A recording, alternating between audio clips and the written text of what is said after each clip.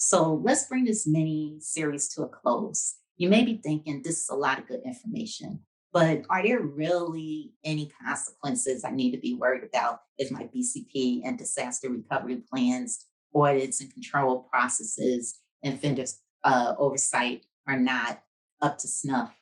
Well, here's a list of consequences.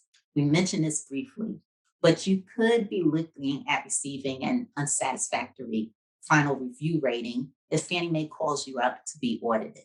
If you don't have these BCP plans, disaster recovery procedures, internal audit procedures in place, and vendor oversight in place, that's the first consequence is that unsatisfactory final review. You don't want to get that.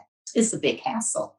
But hopefully, if you were to get that, you'll be able to remediate.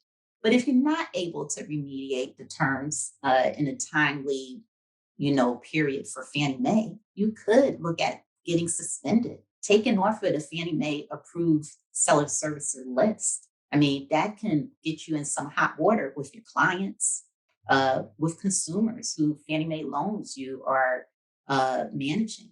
So getting that unsatisfactory rating is the first thing you want to avoid so that it doesn't go downhill from there. Three, you may be looking at having to pay penalties to Fannie Mae if that disruption causes Fannie Mae any financial loss.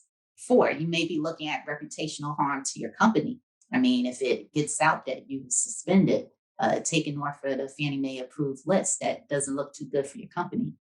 Five, you may be looking at increased legal risk and even litigation if your BCP, internal auditing, or vendor failures cause harm to consumers. And six, besides litigation, which I think is the worst consequence of a BCP failure, disaster recovery failure, lack of audit and controls, and a lack of vendor oversight.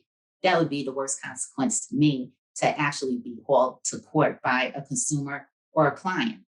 So they wanted me to tell a few personal horror stories of consequences I've seen happen being a litigation attorney in my past life.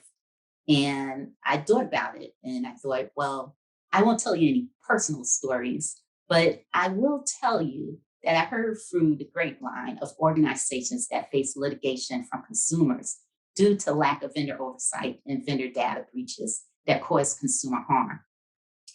Also, I've heard of several organizations that face litigation from clients due to loss in loan funds because improper vendor oversight and not being prepared when their vendors close their doors. So these are, some pretty tough consequences besides just getting a ding, unsatisfactory rating from Fannie Mae, looking at possible litigation if you don't have these plans in place. So I won't name any names, but if you want to know who I've heard this for, no, just kidding. I won't name any names. In summary, I hope this little mini series has made a small impact on those of you who may be smaller institutions that have not established formal BCP and disaster recovery procedures, audit and controls, and vendor oversight policies and procedures. And even for those larger institutions that may need help just assessing your current controls and procedures, just know we're here to help you at Ncontracts. And feel free to reach out to us with your inquiries anytime. Have a good day. And I hope you enjoyed this Ncontracts mini series.